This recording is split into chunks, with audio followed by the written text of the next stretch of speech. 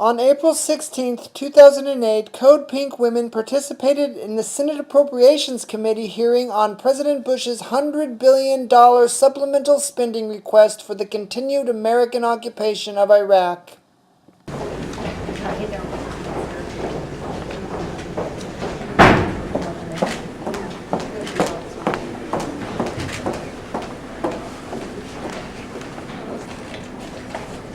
I'm here today to remind the Appropriations Committee that we need this $102 billion for domestic spending and not to endlessly waste on military buildup and occupation of Iraq.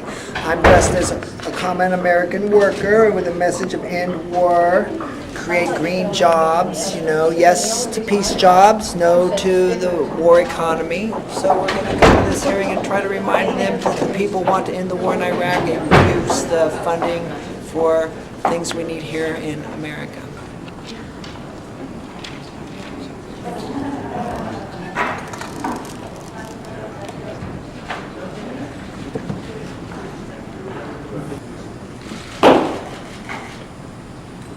Good afternoon, ladies and gentlemen. 11 months ago, Congress sent the President a war funding supplemental that included clear direction to bring our troops home by December of 2007. The President chose to veto that bill and has now entered its 6th year. Over 4,000 U.S. service members have died. Dead. President, a war supplemental that increased funding to provide better health care for our service members. More funding for more resistant, mine-resistant vehicles, and clear direction to bring our troops home. This year, we will once again take good care of our troops. But we must also invest in our own economy.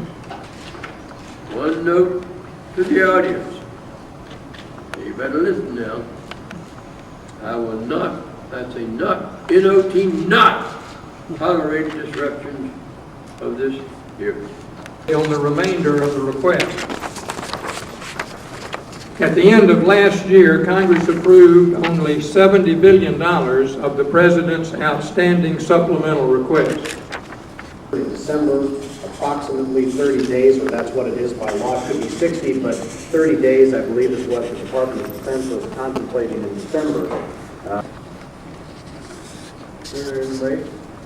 When I served in the Congress and chairman of the Budget Committee, I joined with many of you and colleagues that said the President should include the war funding in the budget when it's submitted.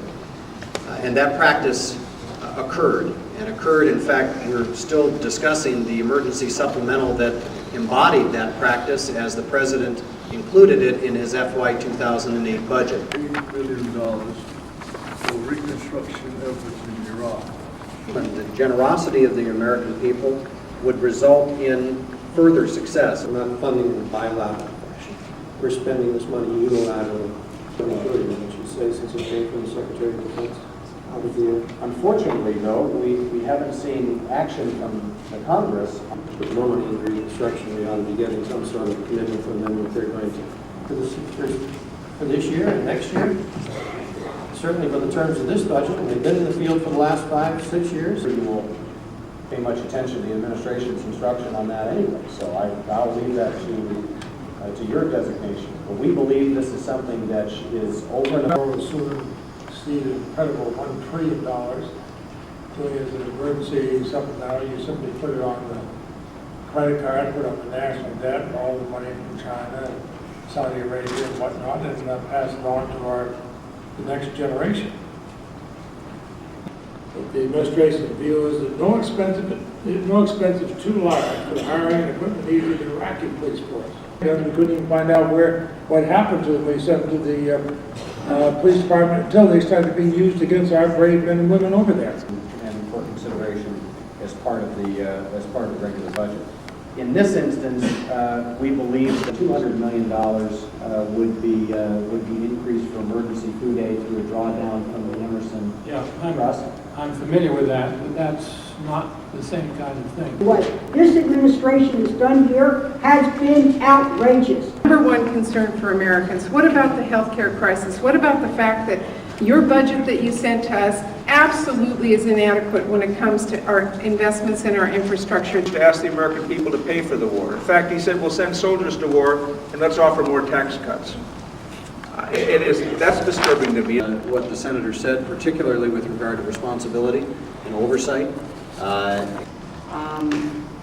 Mr. Chairman, Almost I don't $40 think we should million do a has supplemental been this spent watch. on that I think record we ought to during break this it down. hearing. I think we ought to know where every dime goes. You know this from both of our proud traditions from the Corn Belt and the Food Belt, that we stand behind absolutely no one in the world when it comes to the generosity of the American It isn't people. enough. They need But more. we shouldn't forget that that's also done, I would say, very respectfully. We do a lot.